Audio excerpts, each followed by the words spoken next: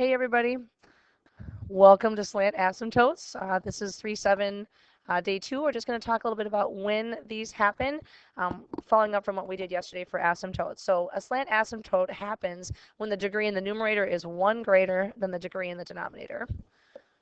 So the degree in the numerator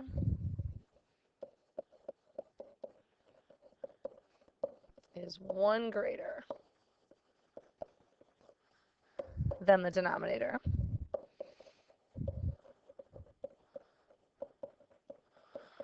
So in a lot of situations, when we look at having different types of asymptotes, you can have a vertical asymptote and a slant, or you can have a vertical and a horizontal, but you're never going to have a slant and a horizontal at the same time. So kind of keep that in mind as you're looking at your different equations and functions. So if the degrees are equal or the denominator is greater, that's when you have the horizontal. So you either have a slant or you have a horizontal. You can't have both of those at the same time. Okay, so we're going to go ahead and take a look at some examples of when you'd have a slant. So take a look at this one.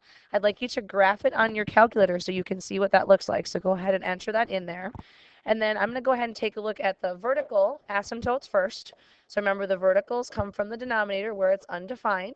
So we set our denominator equal to 0. We're going to have a vertical asymptote on that graph at x equals -4. So that's the same as it always has been. Now if you take a look at the degrees, the top is a degree 2 and the bottom is a degree 1. So the top is exactly 1 greater. So this is where we're going to have a slant. So to find a slant asymptote, what you actually do, well, if I could spell, that would be helpful. Slant. What you do is you actually do the division. You do what it's saying. It says y is equal to this 4x squared polynomial divided by x plus 4. So what you physically do is you divide them. So you're going to have a couple options. You can do long division, which is fine, or you can do synthetic division as well. But we do this division to see what y is actually equal to. What is it approaching? All right, so x times what would give you 4x squared would be a 4x. Remember, in long division, you multiply together. So that will give you 4x squared plus 16x. And then we subtract. The first one should always cancel. The second ones would give us a -10x. Remember, in long division, you bring down the -37. All right, then we start over again. So x times what would give you -10x would be a -10. And then you multiply again. So -10x and then -40. And then you're going to get a remainder when you subtract. That would be a +3. So remember, when you're thinking about that, that would be +3 over x plus 4. Now, when we look at the long run at the ends of the graph, so just like for horizontal, we're thinking slants, what's happening at the end of the graph, this little expression at the end, the 3 over x plus 4, is going to get super, super tiny. It's going to approach 0. The actual equation that we want is the 4x minus 10 parts, or our actual horizontal asymptote.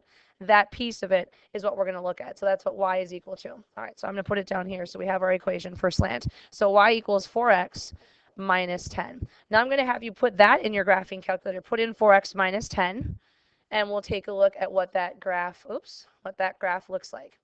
All right, so go to our y equals here. Got to get the right 2 in here for you. So we want to graph that one. And I'm going to add in our 4x minus 10. So if you take a look at that graph then, the slant asymptote is the line that graph is approaching on both ends of the graph. So that's why we divide and figure out what that line is going to be. So the slope is 4 and the y-intercept would be -10. So it's approaching a slanted line instead of a horizontal. And that'll happen every single time you have the degree in the top 1 greater. Okay, so let's take a look at the next one.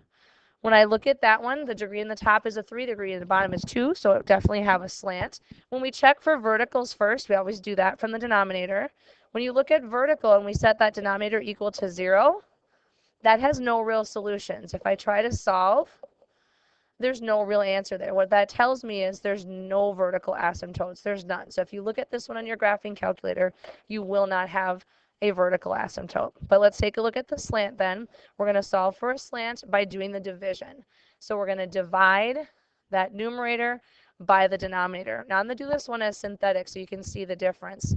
Well, actually, no, I think I'll do this one long division because it's a trinomial on the bottom. So we'll do long division for this one.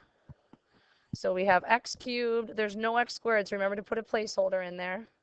Minus 5x plus 7. And what we're dividing by is x squared plus 0x plus 2. Remember, you have to have those placeholders in there. Okay, so x squared times what would give you x cubed? It would be x, and we multiply. So x cubed, 0x squared, plus 2x, and then we subtract. First two terms cancel. We get negative 7x, and then bring down the plus 7. Then we go again, and we see what would divide in there evenly. Well, x squared times nothing, right? So that's going to be your remainder. So everything canceled out. We don't have a squared term left, which means that would have to be a 0. 0 times that to generate this 0x squared term. So we just get y equals x plus our remainder, but remember the remainder goes to 0, so we just get our y equals x slant asymptote.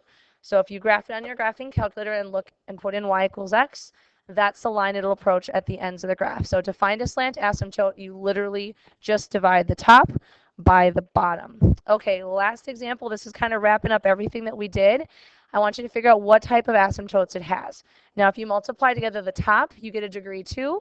If you multiply the bottom, you get a degree 2. What that tells me is it's not going to be a slant. If it's going to have one, it's going to have to be horizontal. So it should have a horizontal and a vertical. Okay, so remember where the verticals come from.